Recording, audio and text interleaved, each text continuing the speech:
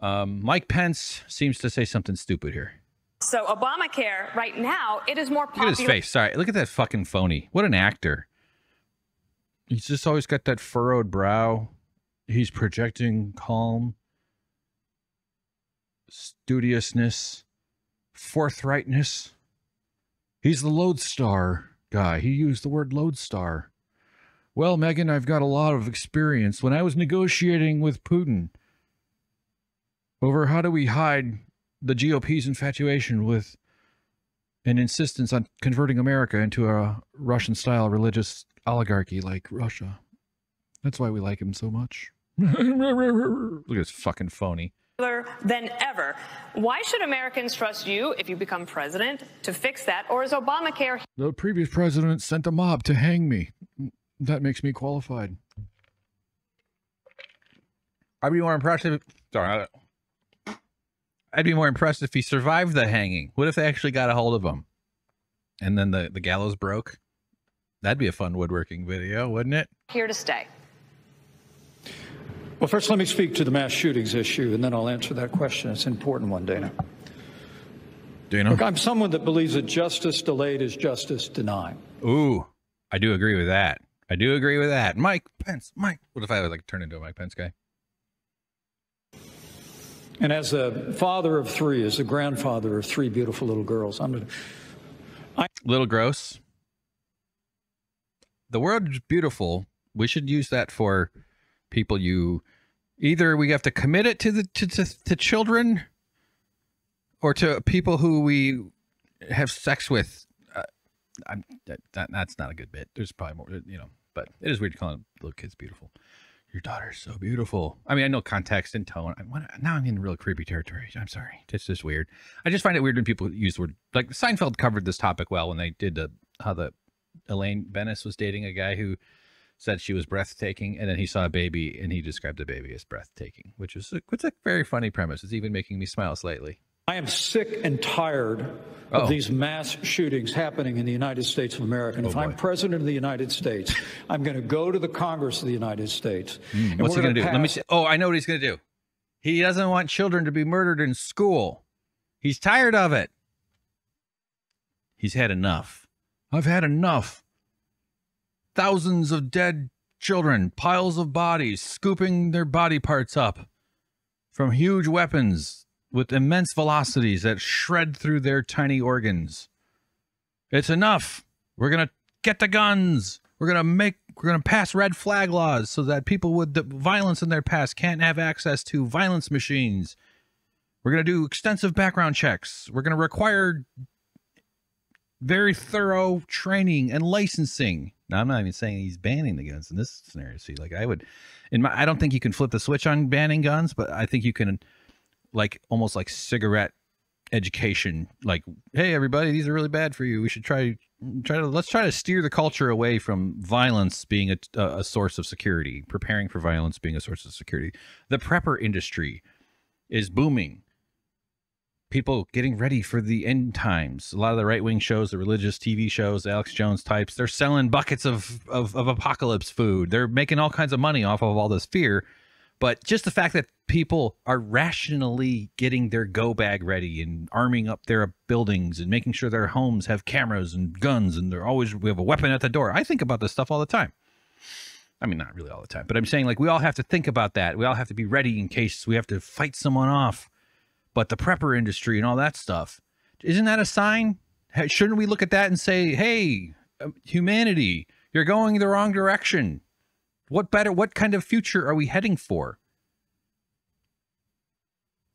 It's like we're on this would be a funny animation or something, but it's the super wealthy are all about their luxury bunkers and their escape yachts. They're trying to fly to Mars. That's never going to happen. It ain't going to fucking happen. They're going to do all this stuff. They're doing all this stuff to survive things when the zombie apocalypse hits, when the pandemics hit, when everything goes to hell. These guys all have escape plans. They have all these. There's a whole industry in New Zealand building out these bunkers. They have all this stuff. There's some I think it's a fascinating topic too. But that's all just a sign that we're on an airplane, and the pilot opens the door and is sweating and looks terrified and is as quickly as they can putting on a parachute, and it jumps out the window or the door. It would be funny to see someone climb out of an airplane window. Jumps out the door, and we're just here on in the airplane going, "Oh my God, did I vote for this? I don't think did we. Are we? So this is where we are." Anyway, so my point. Let's try to swing this back towards Mike Pence. He's about to announce some common sense gun laws, stuff that would not eliminate the gun death epidemic in America, but would reduce it. We could do a lot to reduce this stuff. When I think about the gun argument, it's this simple. What's your number? How many gun deaths are you okay with? Mine is 0. Let's work back from there and try to figure that out. If we got down to only 10,000 people killed by guns, even at the current ratios of suicide, usually that's roughly 2/3, murder, and then they call it accidental, but those are actually gun negligence deaths. There's no such thing as a gun accident. There's only gun negligence. But if we got that number down to 10,000, that would be a 40,000 death reduction a year. Currently, I think we're cooking for like 50K. It keeps going up. But if we got it down to 10,000, man, that would be an immense improvement. And it would take quite a lot of healthy and smart, effective gun laws, including enforcement, which those words I just used will never apply to how America approaches this problem. But maybe this guy saw the light when his life was flashing in front of his eyes. His life just being the frown of his pastor and his mother. All that just this traumatized little boy, Mike Pence. Mikey P, they called him. Little traumatized Mikey, they said. That's his life flashing before his eyes. Pushing a stick around with a tire. I mean, the other way around. So I'm sure he's got something common sense to say about how he wants to fix the gun laws. Or take down to just end the mass shooters. America does not give a shit about its children. Okay, here we go. A federal expedited death penalty for anyone involved in a mass shooting so that they will meet their fate in months, not years. That's his solution. That's how he wants to protect the children and their schools. The kids who even though the likelihood is low in a percentage kind of way, in a statistical way, I don't know the exact numbers, but the vast majority of kids don't experience a shooting, which is almost sounds like you're trivializing it. It should be 0. But even but for those who do, it's horrible and traumatizing, and it sticks with them. But what we do is we take the violence of a shooting and we boil it down to sort of almost like a vaccine model, where it's like a light version of the illness so that it causes your immune system to sort of have a readiness for it. But we dose every child with the fear. We bring in cops to simulate the shooting. We make them practice hiding. There's companies solving problems by building new equipment, selling bulletproof backpacks, bulletproof stuff. Coming up with there's this wall thing that turns into a safe room. So capitalism's descending on this issue, and we're dosing every kid with the violence of a school shooting, even if they never were going to experience one anyway. And just knowing that it's possible, having to go to school, the fear parents have to deal with, whether it's justified or meaning whether they can calibrate their fear precisely to the danger, but the fact that it's even possible. And it's not just possible in America though. It happens every single year.